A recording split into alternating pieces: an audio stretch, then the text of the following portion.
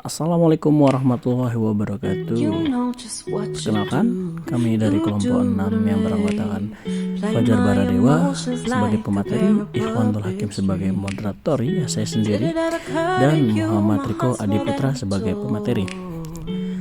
Baik, di sini kami akan menjelaskan mengenai komunikasi bisnis lintas budaya.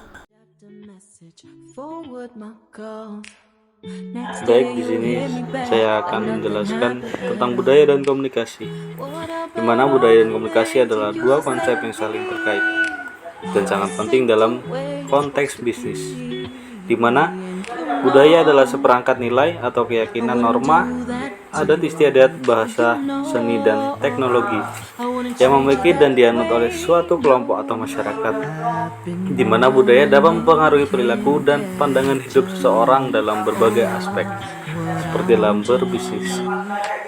Dan komunikasi adalah proses pertukaran informasi, gagasan, dan emosi antara dua orang atau lebih, di mana komunikasi sangat penting dalam bisnis karena bisnis melibatkan interaksi antara orang-orang yang memiliki tujuan yang sama.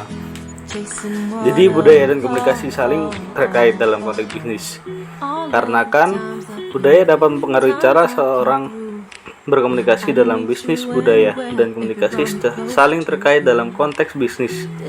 Karena budaya dapat mempengaruhi cara seseorang berkomunikasi dalam bisnis dan juga dapat mempengaruhi pandangan tentang etika bisnis.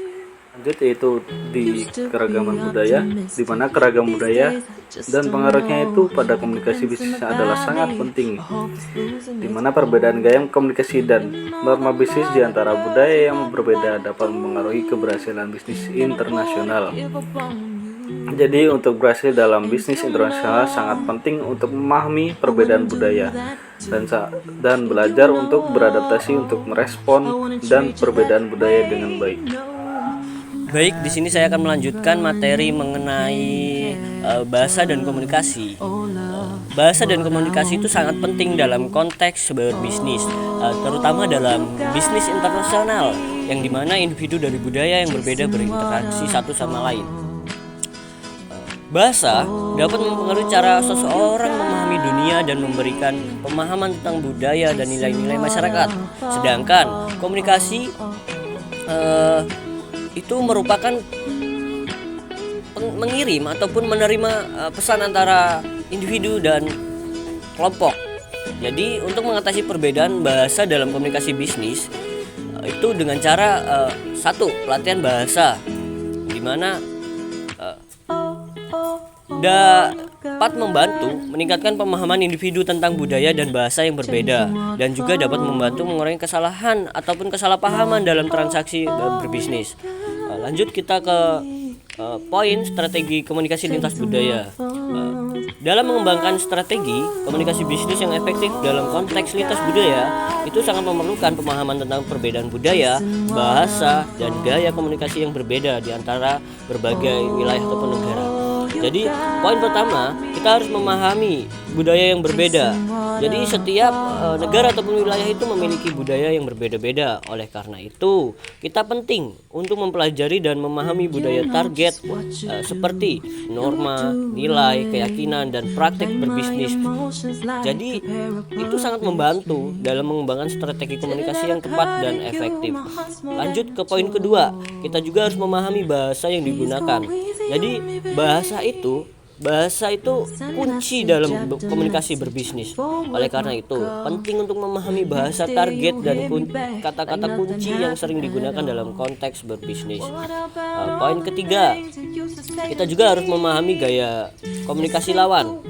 Jadi oleh karena itu, penting untuk memahami gaya komunikasi target itu biar kita bisa beradaptasi dengan cara yang sesuai.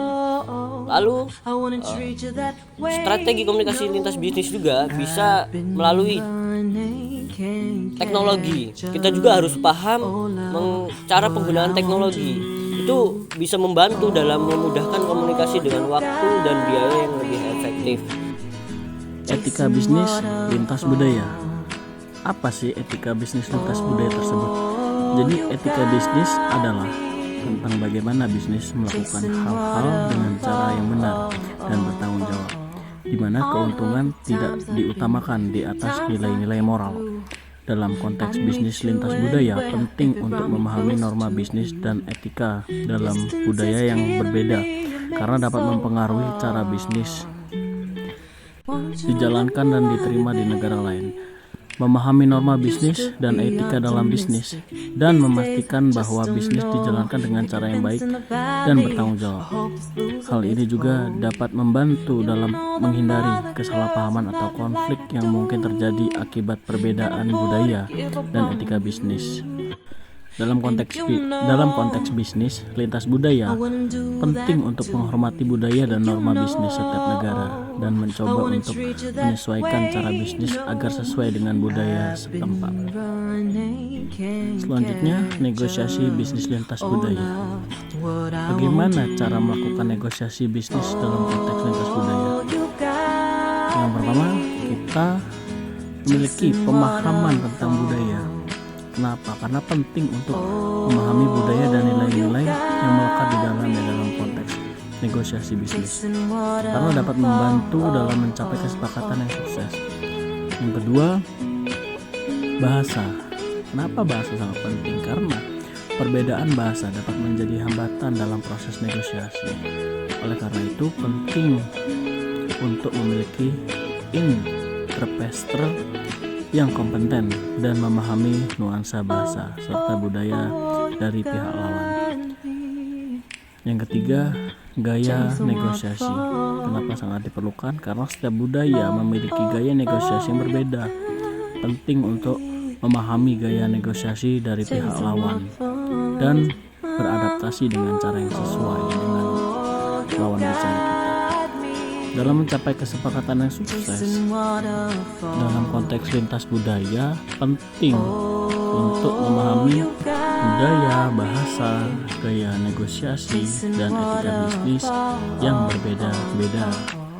Dengan melakukan persiapan dan menghormati kebudayaan dan norma bisnis dari pihak lawan, kita dapat membangun sebuah hubungan yang baik dan mencapai kesepakatan saling menguntungkan. Baik, itulah hasil dari presentasi yang telah disajikan oleh kelompok kami. Kurang lebihnya mohon maaf, saya akhiri. Wallahul muwaffiq ila aqwamit thoriq. Assalamualaikum warahmatullahi wabarakatuh.